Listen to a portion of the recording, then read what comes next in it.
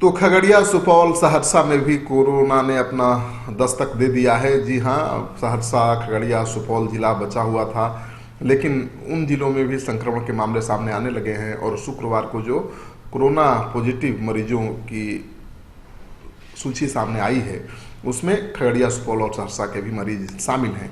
तो आपको पता ही है कि बिहार में संक्रमण तेजी से फैल रहा है। आंकड़ा 571 के पार पहुंच चुका है। हालांकि स्वस्थ होने वाले मरीजों की संख्या में भी उसी रफ्तार से वृद्धि हो रही है।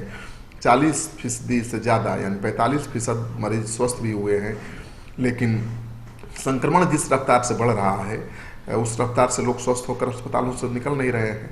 तो मानकर चलिए कि आने वाले दिनों में बिहार में भी खतरा बढ़ेगा, क्योंकि जब तक 200-400 मरीज हैं तब तक सरकार इलाज कर पा रही है। जब इनकी संख्या हज़ारों में होगी तो शायद सरकार हाथ खड़ा कर दे, सरकार इलाज नहीं कर पाए। जब अमेरिका में सभी मरीजों का इलाज नहीं हो पा रहा है तो बिहार जैसे राज्य में उसकी उम्मीद करना ही बेमानी है। तो सबसे बढ़िया तरीका यही है कि हम फिजिकल डिस्टेंसिंग का पालन करें, हम जहाँ हैं वहीं रहें, लॉकडाउन का सख्ती से पालन करें, तभी जान बच पाएगी।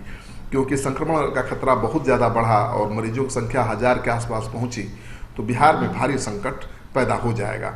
और जो जिले बिहार के अभी बचे हुए थे अब वो भी चपेट में आ रहे हैं। खगड़िया, सुपौल, सहरसा में कोरोना की एंट्री हो गई है और अब 38 में से 36 जिले कोरोना संक्रमण की चपेट में आ चुके हैं।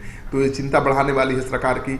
और स्वास्थ्य विभाग के प्रधान सचिव संजय कुमार ने शुक्रवार को बताया कि समस्तीपुर में 6, पटना में 5, दरभंगा में 4, नालंदा में 2 और बेगूसराय, नवादा, कटिहार, पूर्वी चंपारण, बांका और भागलपुर में एक पॉजिटिव मामले सामने आए हैं।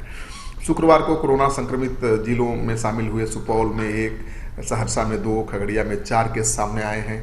तो धमाकेदार एंट्री दी है कोरोना ने खगड़िया जिले में और सहरसा में।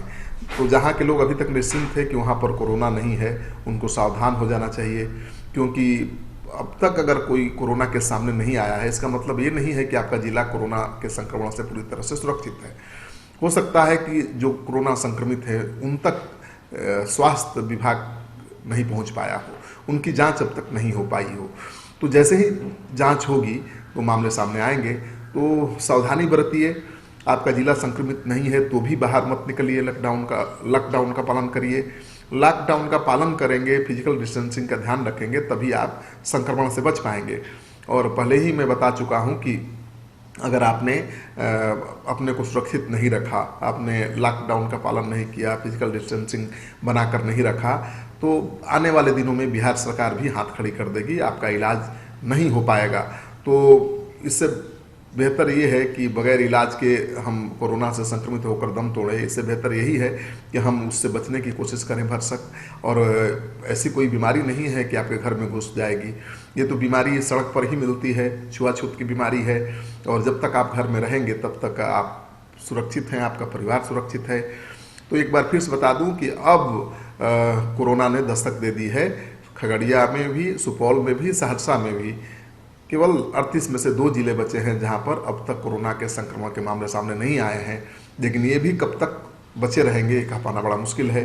तो बिहार सरकार ने इसी बात को ध्यान में रखते हुए बिहार में कहीं भी किसी भी जिले को ग्रीन जोन में नहीं रखा था। बिहार सरकार चाहती तो जिन जिलों में मामले सामने नहीं आए थे उनको ग्रीन जोन में रखा जा सकता था, वहाँ पर लॉकडाउन में छूट दी जा सकती थी। लेकिन बिहार सरकार ने ऐसा नहीं किया, क्योंकि उसको अंदाजा था कि अभी तक संक्रमण के मामले नहीं आए हैं सामने। इसका मतलब ये नहीं है कि वहाँ संक्रमण नहीं है। इसका मतलब ये हो सकता है कि स्वास्थ्यकर्मी संक्रमित लोगों तक नहीं पहुँच पाए हैं। तो आप सावधान रहिए, घर में रहिए, सुरक्षित रहिए। अगर आपने अब तक हमारा चैनल सब्सक्राइब नहीं किया है तो कर लीजिए और इस वीडियो को ज़्यादा से ज़्यादा लोगों तक शेयर करिए, ताकि जो लोग निश्चिंत बैठे हैं, जिनको लगता है कि उनके ज़िले में संक्रमण नहीं है, वो सावधान हो जाएं।